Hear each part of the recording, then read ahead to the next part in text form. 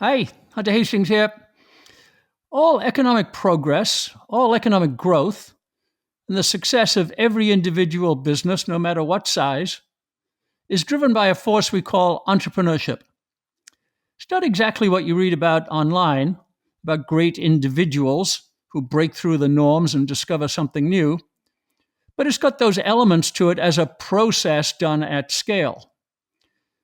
It has three stages: imagination, imagining the future that's never happened before; belief, belief that you can bring it about; and action, doing things to make it happen. That's not what you learn in business school, except if you're at the Spears School of Business at Oklahoma State University, which is where today's guest, Professor Per Bylund, teaches entrepreneurship. Per is the greatest living professor of economics on this subject of entrepreneurship. It's been the study of his life and all of his research. He teaches it all over the world, and he's going to share some understanding from one of his new books today with us at The Value Creators. This is the Value Creators Podcast, your source for a new kind of business education, escaping from business administration mode and entering dynamic entrepreneurship mode. We're guided by entrepreneurial economics, which is the source of all growth and positive change for businesses of all sizes in all markets. We talk to experienced experts in value creation so that there's business learning for you in every episode. Per, welcome back to the Value Creators Podcast. Thank you. It's great to be back. Yeah, it's been a while. You have a new book in the Cambridge University Press Element series. It's called Entrepreneurship and Evolutionary Economics. So we're going to break down those two parts, the entrepreneurship part and the evolutionary economics part. Let's start with entrepreneurship. The case you're making is entrepreneurship is the great driving process for economic growth, for innovation, for progress at every level: the economy, the firm of every size, whether it's big or small. And one of the things you say in the book is that the other schools of economics or the other economists have expunged entrepreneurship from economics. It's a great word, expunged. So let's start there. How did that happen? What do you mean expunged? Well, I'm actually piggybacking off of Bill Baumol, who used that term. He's a famous economist and entrepreneurship scholar, and also Schumpeter. They talked about how it was basically Hamlet. Talking about the economy is like talking about Hamlet without the Danish prince. For some reason, economists, I mean, if you go back and look at what economists have written before, they place the entrepreneur pretty much at center stage, because the entrepreneur is the person or the function that brings about new types of production, that shifts and adjusts production toward where consumers' value actually ends up being. So, I mean, all these improvements and the flexibility and the dynamics is driven by entrepreneurs. But we're talking about the entrepreneurship functions and not necessarily the person, right? Mm-hmm. And I think, I mean, why was it expunged from economics? I don't think there's a decision by economists at some meeting saying, let's get rid of the entrepreneur. But rather, it's that economists wanted to become, or be perceived as anyway, much more scientific.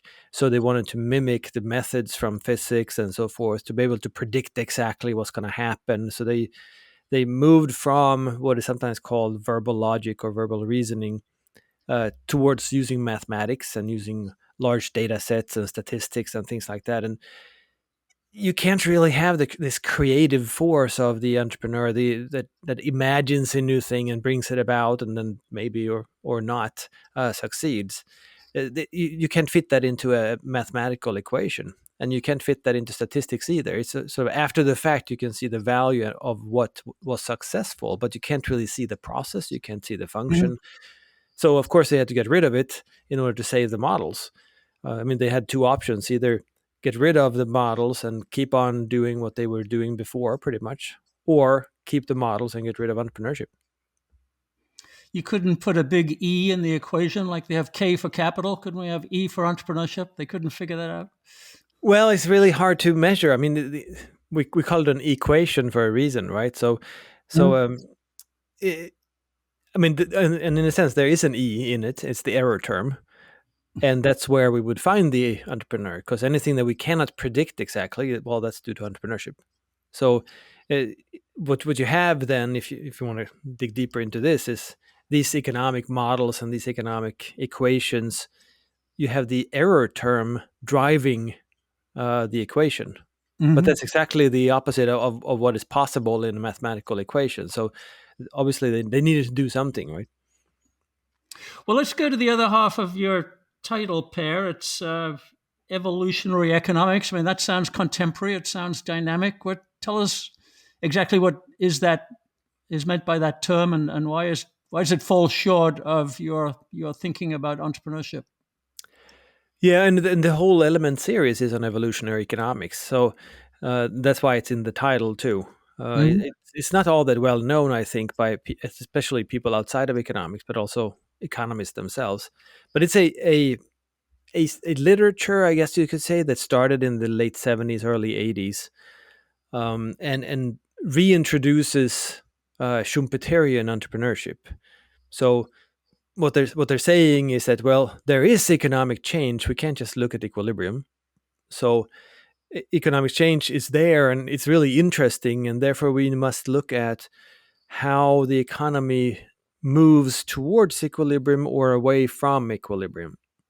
So uh, they base it on they claim that they reintroduced Schumpeter and Schumpeter's view of innovation as what the entrepreneur does, but they're really stressing the accumulation of knowledge in the economy and how entrepreneurs, in a sense, create new knowledge that therefore raises the whole economy. Yeah, so that's a distinction that you make, and let's dive into it. About that's a traditional view that the entrepreneur creates new knowledge, slightly abstract, but I've seen that a lot in the literature. And you're saying that's not quite right. Your idea of imagination in entrepreneurship is a different understanding. So please explain that to us. Yeah, so I think they have it backwards, and of course, everybody agrees. I think that we learn more things over time. We might forget things too, but of course, knowledge is cumulative. So the more we learn, the better it is. The problem with entrepreneurship is that, yes, it does use new technological knowledge, new engineering methods, new production methods, new materials that we might have discovered. So all these inventions are used by entrepreneurs. The problem is that what entrepreneurs are in the business of doing is not just creating new stuff, but creating new value. And the value is not known until you offer the product in the marketplace and see that customers actually buy it at a price that covers your cost.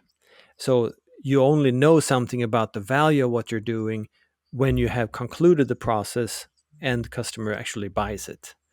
And that's the market value of the product, right? Whether the customer actually satisfies their wants with the product, this is what the customer will figure out when they use it. But what this means, of course, is that value as the driver and the motivation for entrepreneurs and what makes it successful, these undertakings, cannot be known until after the fact. And yes, that knowledge of what is value at that moment in time is created when you place the sale, but that knowledge is not actionable. So that knowledge refers to when you started production of this good. Had you known then that it would be valuable, then that could guide your production. But instead, understanding that value is the end point for entrepreneurship rather than the starting point. It's the motivation, yes, but knowledge of it is the end point. It turns things on its head, Mm-hmm. because they in evolutionary economics they assume that knowledge is accumulated and therefore we're better off and therefore we can produce new things and so forth, and that only applies to technical knowledge in a sense, not value knowledge, which is what entrepreneurs are in the business of doing. Can that technical knowledge help an entrepreneur imagine the future in a more accurate sense or make a better guess. You've got research, you've got market experience, you've got the past that has already happened. That's knowledge. Can it help? I think it can help in the sense that it narrows down what the scope of what you want to aim at, but it's all based on the assumption that it will repeat. Mm-hmm. Right. So yes, people really appreciated this thing at this point in time. So assuming that they will not change a whole lot, we can produce the same thing, and therefore we're safe. But it all hinges on the assumption that it will not change, and we have seen many fads come and go. And if you would take a fad at its maximum and say, "Ooh, this has been proven right several times already, so let's produce a ton of this good," well, you're going to lose all that money because the value will not be there when you're actually done producing it, even though you have knowledge about it, right? But of course, new technologies and new inventions, new materials, and so forth, they are what entrepreneurs look at and try to leverage towards what they imagine can be done. But there are islands of order here and there, right? You get repeating patterns from time to time. I guess the problem is just you don't know when the pattern is going to stop repeating. Yeah, exactly. And there are several dimensions to this. So, yes, the pattern in general might repeat, but it's not going to be exactly the same good. Mm-hmm. So, and what entrepreneurs are in the business of doing is not creating a general view of some kind of good or some kind of a way of satisfying a want, but they're creating a very specific good. And it's going to have whatever bells and whistles and use whatever materials. All those decisions have to be made before you have the product available. And all those decisions can be right or wrong from a customer value perspective. And of course, it's also the case that you might think that things will repeat and you might think that things will not change, but another entrepreneur can create something completely different that consumers end up thinking is much more valuable when you have your goods available. So you can be in the most stable, unchanging, reliable industry ever through the history of mankind, and then suddenly someone creates something else that is different, and consumers think that is much more valuable, and therefore they just turn their backs on whatever it is you're producing. And we see this over and over again in history that you have an innovation that changes people's behavior. Not only do they turn their backs on what they used to buy maybe every day, instead buy this other thing, but they change their other behaviors too. So it could be an innovation that is not even close to yours that changes things. Mm-hmm. So an example might be, for instance, paper maps, which were of course used. You remember them? Many of They do. the They do. yeah, I'm many old of the enough. viewers might as well. And I mean, I was in the habit of, when I was on road trips, stop at the welcome centers in each state and get a new map of that Mm-hmm. state, right? Because that's how you navigated. Well, when Steve Jobs launched the iPhone, then suddenly Google Maps came and Apple Maps and all those map services in your pocket. Well, no one needs to use a paper map anymore. And of course, paper map producers, they probably were not thinking, oh, look at that, a new type of cell phone that will undercut our business completely. No, I mean, it has no obvious relationship, right? But it had an effect for sure. Yeah, when I was living in London a long time ago, there was a famous publication called the A to Z of London, or A to Z, as Americans would say, which was a paper book with all of the streets printed out, with big names and where the traffic lights were and so on like that. And that's how you got around. And those have disappeared. So I'm not sure what happened to that publisher. So this sounds a little bit like complex adaptive systems theory, Per. And I know there's been some effort to integrate Austrian economics and complexity economics, as they call it, that systems can change suddenly, that in physics they call it dissipative structures, the phase changes, just exactly what you just described, that things change suddenly, new emergent patterns that can't be predicted. Is that a consistency there between your entrepreneurial economics and complex economics? I think there's definitely overlap anyway.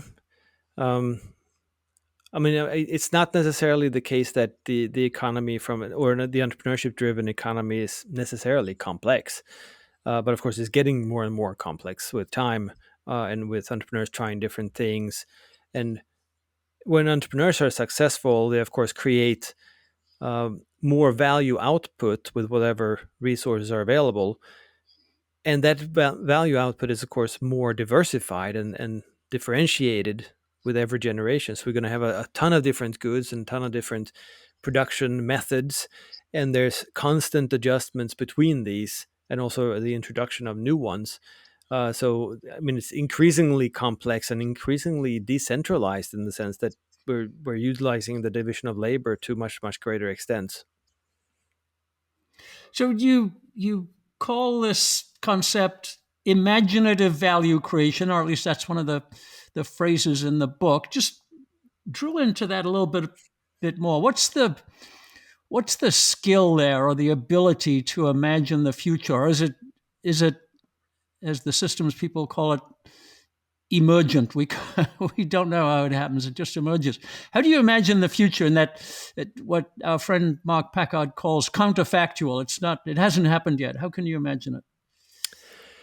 Well, I think the entrepreneurs draw from all kinds of things, but they just also have sort of epiphanies or just ideas of what would be cool, and then they might find that, oh, I can actually make something like that, or and then they try it out. So I mean, very often I think it's a trial and error sort of thing, and lots of Mm-hmm. tinkering.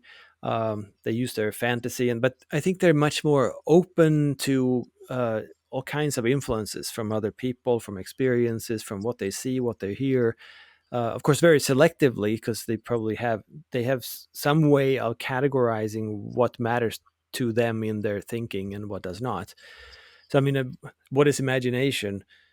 Well, I'm not sure. We can imagine a lot of things without thinking that they are reasonable to act on. So, I mean, there's the added complexity or the added difficulty here, that imagination might be one thing, and if we can think out of the box and think in counterfactuals, but which one do we think customers or consumers will actually value, and how much so?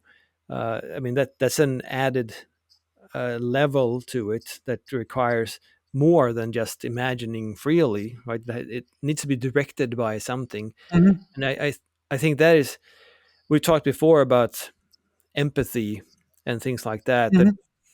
That being able to empathize with your customers and placing yourself in other people's shoes is one way of figuring out how what you're producing could be of value to other people.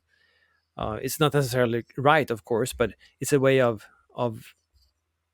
sort of distinguishing between what you think that could never be anything of value to these people, or to anyone perhaps, from what you think this could actually make their lives better, and this would be a cool thing for them and they would appreciate this. Yeah, that's where I think the Misesian concept of unease is useful. That people want something better. What's wrong with what they've got now? What are they uneasy about, to use his term? And that could drive the imagination, right? Imagining them having their unease relieved. Yeah, and that's how we teach entrepreneurship too. We tend to tell students, just to make it simple for them, that Mm-hmm. uh, if you have a problem with something, others might have it too. So maybe that's an opportunity to create a business and a product to solve that problem. I mean, it's not quite that simple, because very often, really successful and really disruptive entrepreneurship is about creating a solution that makes customers aware of the problem. So they might not actually know that there is a problem and might think there is Mm-hmm. no problem. And I mean, we've talked before about Henry Ford and so forth, and he didn't create a solution to a problem. It wasn't the case that people really hated horses to pull their carriages, but he figured that they would be better off with a carriage without a horse. And of course, had he asked them, then they would not understand what he meant or think that that was worth any money or whatever. But he imagined that that was actually a way of making their lives much better, and that they would appreciate that, and therefore he he sort of invested in that imagined solution before there was a problem. Yeah. We're delighted to announce the Value Creators online course. For entrepreneurs in every kind of business, big, small, or medium, at every stage, in every industry, our course provides the foundations and principles on which to build success.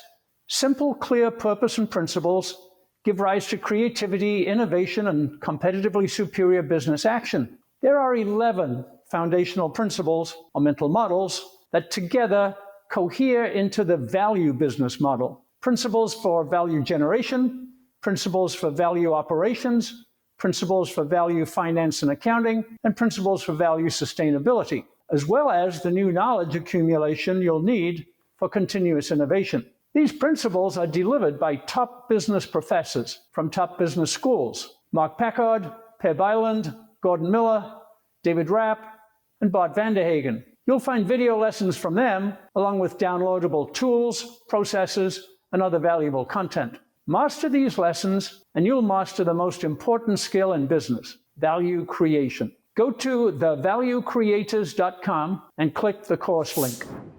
So getting back to the book, you've got a conceptual model with increasing degrees of dynamism, if that's the right way to put it. You're exploring these theoretical limits of entrepreneurship. In the book, you call them Model 1, Model 2, Model 3, so that's helpful. I can get my head around that. Can you walk us through those dynamics, and then we'll talk about Model 3? Yeah, absolutely. So the models, I mean, they are not as complex as a model sounds like. But it's a way of taking step by step and introducing more and more change and more dynamics, as you said, into the system, so that the point of it was really to show that the logic holds the way it's usually portrayed, or they're usually presented by evolutionary economists, to one extent, but then at one point it no longer holds, and in fact it flips the logic upside down.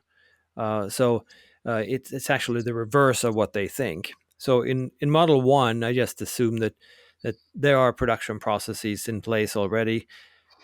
Consumers have certain rankings of what products they prefer and what they value and things like that. And none of this really changes. So the same production processes are there.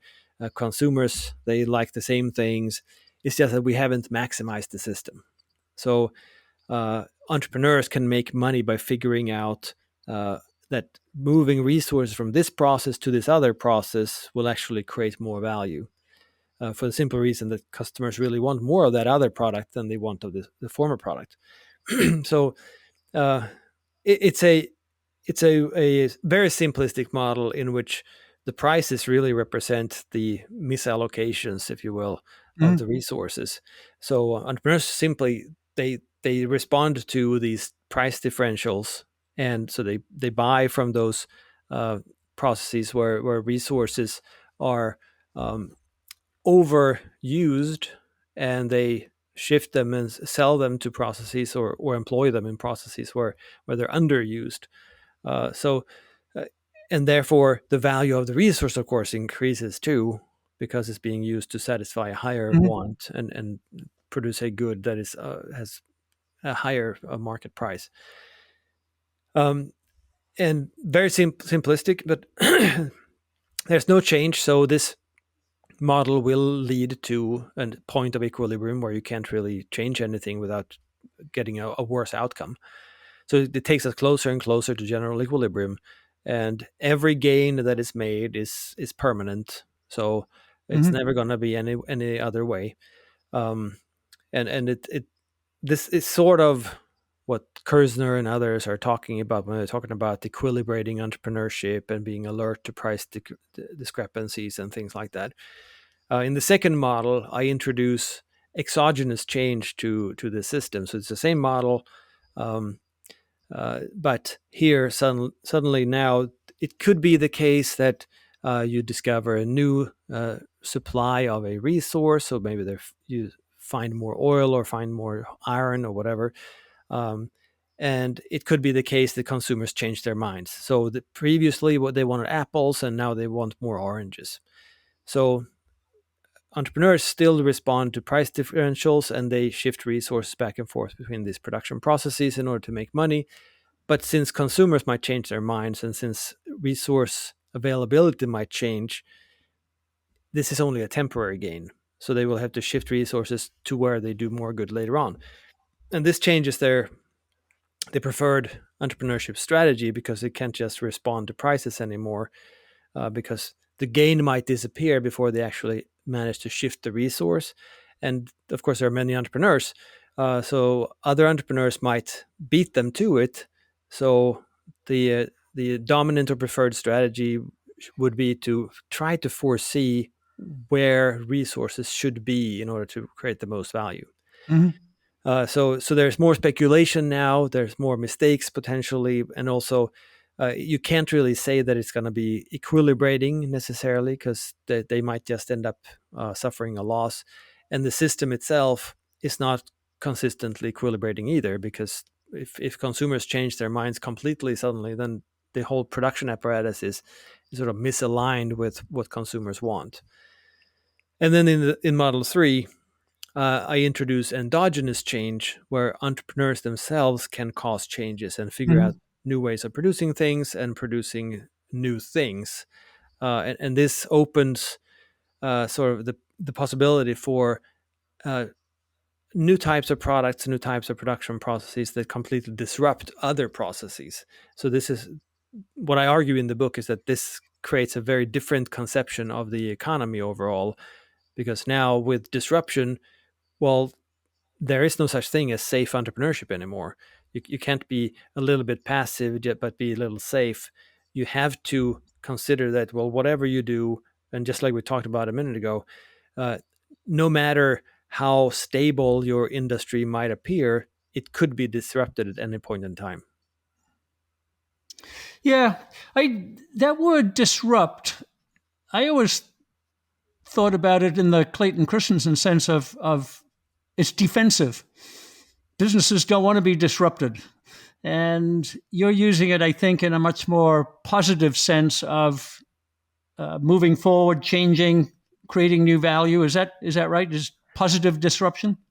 Yeah, exactly. So I think of it in terms of innovation and or the creative destruction of Schumpeter, perhaps, and sort of a radical improvement in the value that is created in the economy, that sort of thing. Is your imaginative value creation, is that consistent with Schumpeter? Is it different a little bit? It's consistent with parts of Schumpeter, so it's not. Well, it's not consistent with his sort of circular flow view of the economy, but I think that he uses that sort of as a model, just like my models 1, 2, and 3. And he talks about new combinations, how innovations are new combinations of resources. And he lists 5 different types of new combinations. And I disagree with some of them, because they're not disruptive in the way I use the term.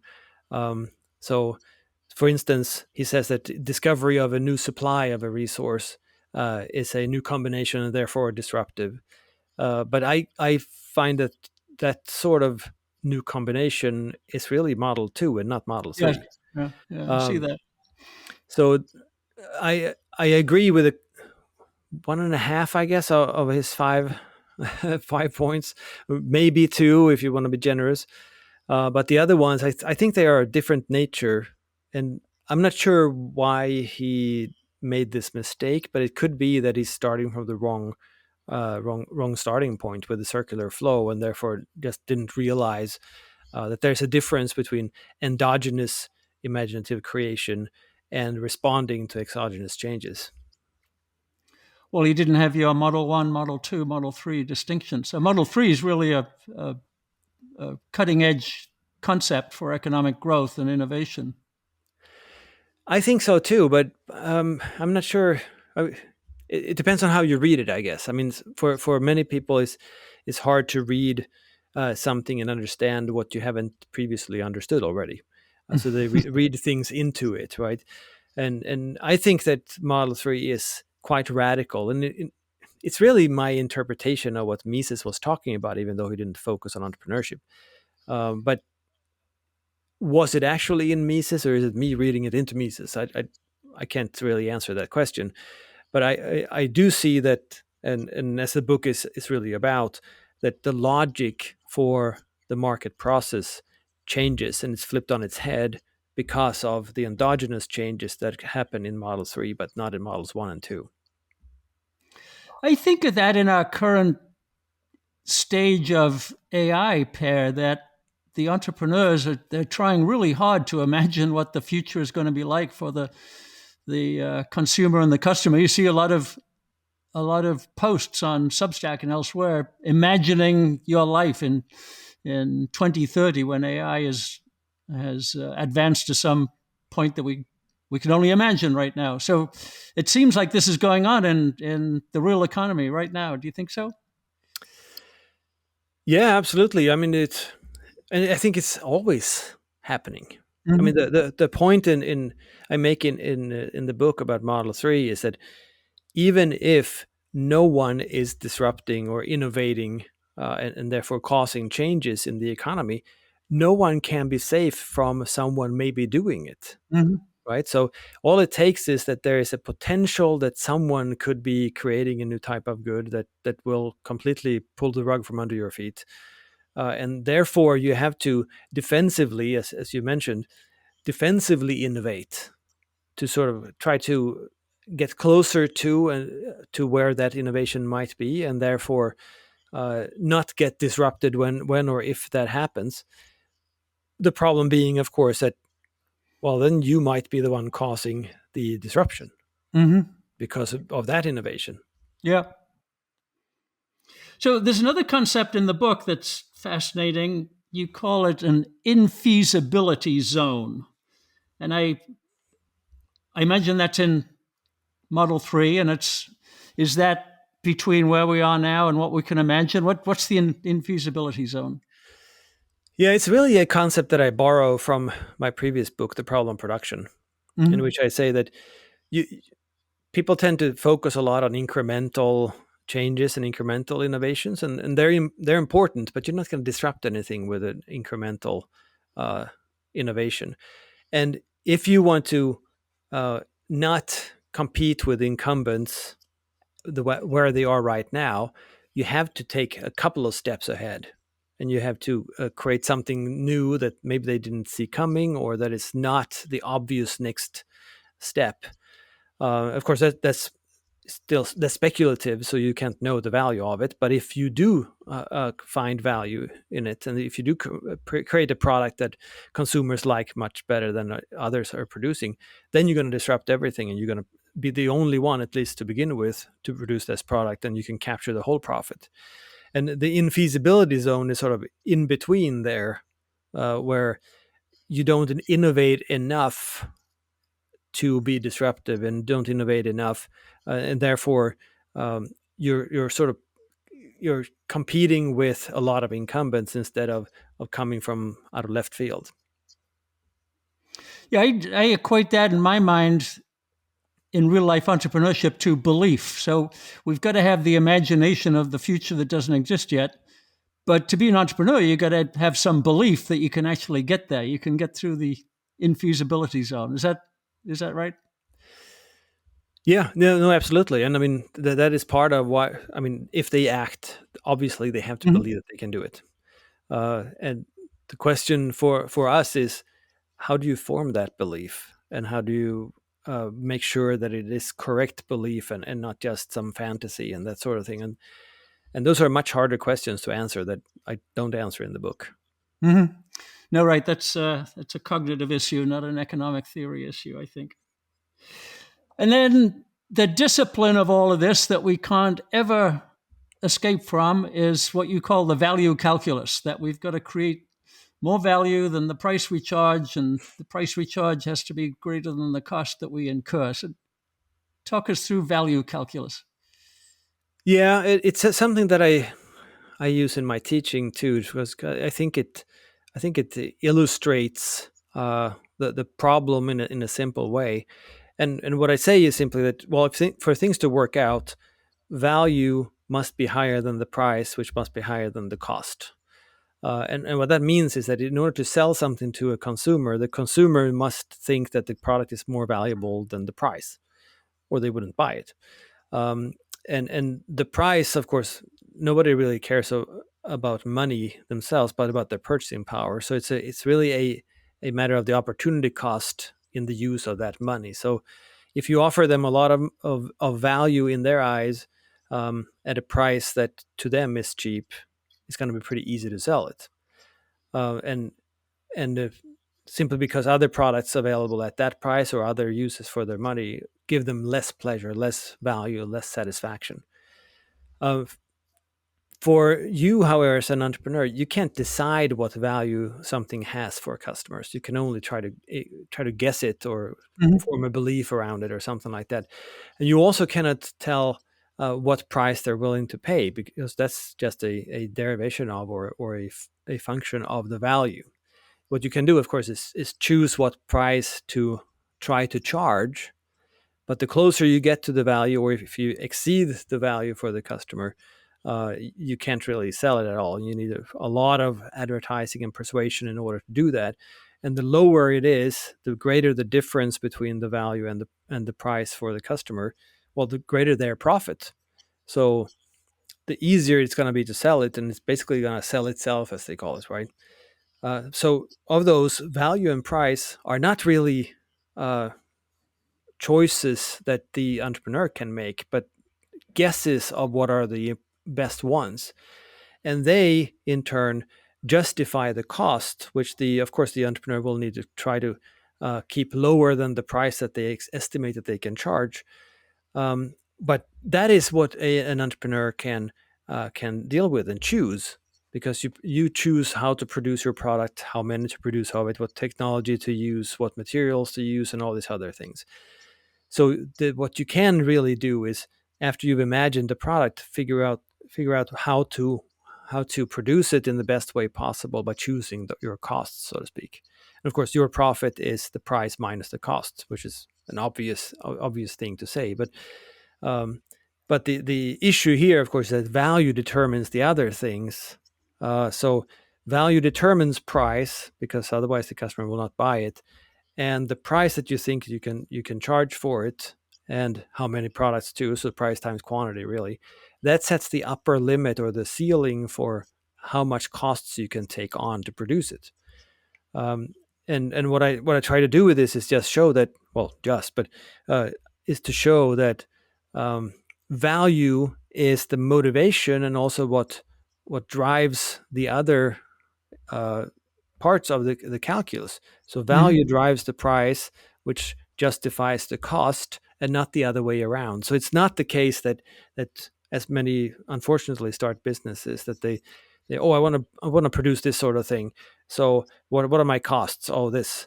Okay, so I want the profit margin 20%. Say, let's add that, and that's my price, and then let's Mhm. hope people buy it. I mean, we produce in that way. So we have the costs first, produce the product, get the revenue later. But the way to think about it is really the other way around. What value can this bring? What price does that justify for the customer? And then, based off of that price, how can I make sure to make the most valuable product without exceeding the price in cost? So, I mean, one way of putting this is that, uh, the iPhone again as an example. The reason that the iPhone has is very costly to produce is not that is not what causes it to have a high price. It's the other way around. Because Apple thinks that they can produce a product that people are willing to pay a lot for, they can invest in a lot of design, in trying different materials, and buying producing their own processors and what have you. All of those things they can do in order to tweak the product to make as much value as possible out of it, because they think that customers are willing to pay a high price for it. Is that part of the imagination, Per? As an entrepreneur imagines value, do they imagine the price that the customer will pay for experiencing that value? Is that part of imagination? They may get it wrong, but is that part of it? Yeah, and then of course they can get it wrong, and many do get it wrong. I mean, when you imagine the value for the customer, but you're estimating the price based on for what you know of the purchasing power already of the money. Mhm. So you have more information there already. And of course, this is screwed up a little bit with inflation and things Mhm. like that. That it makes it harder, especially the longer the production process is. So producing a new automobile when you know that, oh, I'm going to have it available to sell in 5 years, that's very different from producing something that you can have available in a month.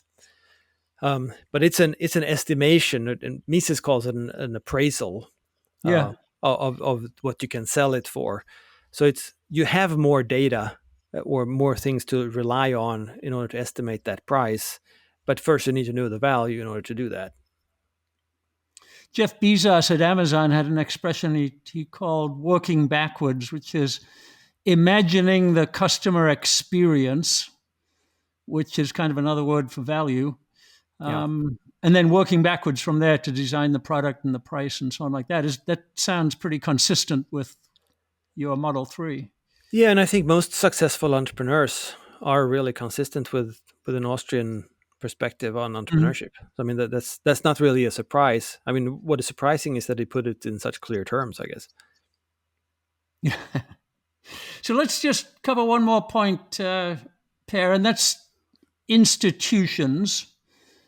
I think Austrians think about the institutions that encourage entrepreneurship. Um, we talk a lot about institutions that impede entrepreneurship. You've written about it a lot. Um, how does that fit into your thinking about entrepreneurship in evolutionary economics? What's the role of institutions? Well, institutions have a huge role, but it's partly because institutions are defined broadly. So, I mean, institutions are the humanly devised constraints that shape human interaction. And I mean, taken as that, it's like any type of standard, any type of rule, or even rule-based behavior. All of those things are institutions, and then of course they're super important for all kinds of things. And in a sense, entrepreneurs, when they change people's behavior, they create new institutions as well. But of course, there are institutions that are facilitating, so, such as private property, for instance. You can't really do entrepreneurship unless there is private property. The same thing with contract rules and contract enforcement and things like that. So such things are supportive of and facilitating of economic action, interaction, exchange, and so forth. But then, of course, you have other institutions that are not supportive and not facilitating, but rather a hindrance and a burden on entrepreneurship. And many regulations are such, of course, but there might be other things as well. We know that different countries and different cultures have different norms and values that affect the what they call the rate or the quantity of entrepreneurship. I'm not sure that those I don't like those terms because they Mhm.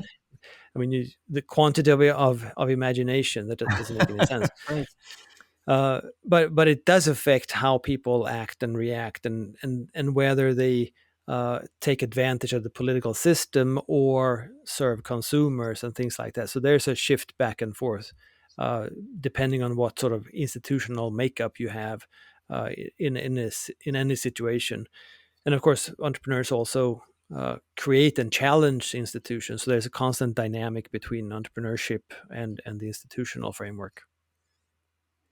Yeah, Austrian economists tend to shy away from policy. Policy is not part of the school, I don't think. But isn't there an opportunity for economic policy to encourage the institutional environment that in turn encourages entrepreneurship? Well, that's sort of a tricky question because certainly some rules, I mean, the more stable they are and the less intrusive they are and more reliable they are and the more people trust them, uh, that is facilitative of entrepreneurship. So I already mentioned property rights, and then say if there are property rights but there's no way of proving that you own something, you also cannot use it uh, for getting a loan, for instance, and things like that. So So certain such things are necessary. It's not necessarily that policy must create those, however, but very often the state does offer these things. Um, what I argue in the book is that you can't really create more value generative entrepreneurship policy wise. You can only, because whether entrepreneurs create value is really a matter of their imagination and their speculation on how they can serve consumers best, and they need to do that freely and competing with each other for the resources. And what I already mentioned, since the expected uh, uh, money, the revenue that you think that you're going to get from the production is the ceiling for how much you can pay for resources. There's sort of an ongoing bidding war, whether or not it's sort of an explicit such war, that also determines the prices of inputs used, where the entrepreneurs who expect to produce the most highly valued product and therefore the highest price, they can outbid the others. So resources move towards those entrepreneurs that think that they're going to create more value. And price is also an institution, right? And Mm-hmm. that price you can't really tamper with, because any tampering with it means that you're taking the price away from where entrepreneurs uh, indirectly think it should be, right? So it's not no longer based off of entrepreneurs' collective valuation of how much can these resources indirectly satisfy consumers.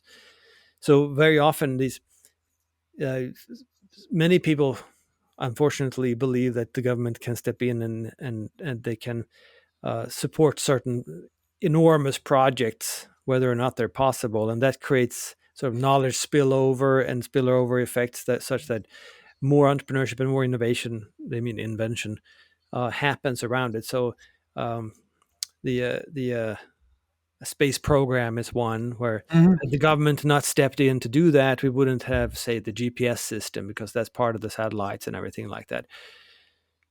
And that's probably true, but it wouldn't mean that we couldn't navigate were it not for the government spending loads of money on going into space.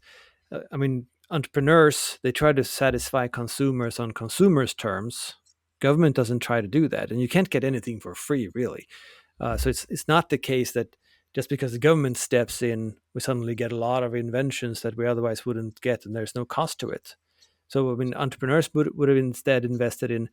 Obviously, entrepreneurs did not consider a space program of enough value to invest in it themselves, which means, and I mean, it tells you it's a very strong signal that entrepreneurs, as a group, or entrepreneurship as a function, thought that there were other things that would benefit consumers to a much higher extent than the space program. So when the state steps in and creates that, yes, they created that program probably in a very wasteful way, as the government usually does.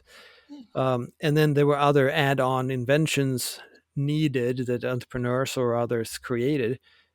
But those investments that otherwise would have taken place that were of higher value for consumers, they also would have had ripple effects and supportive inventions and things like that.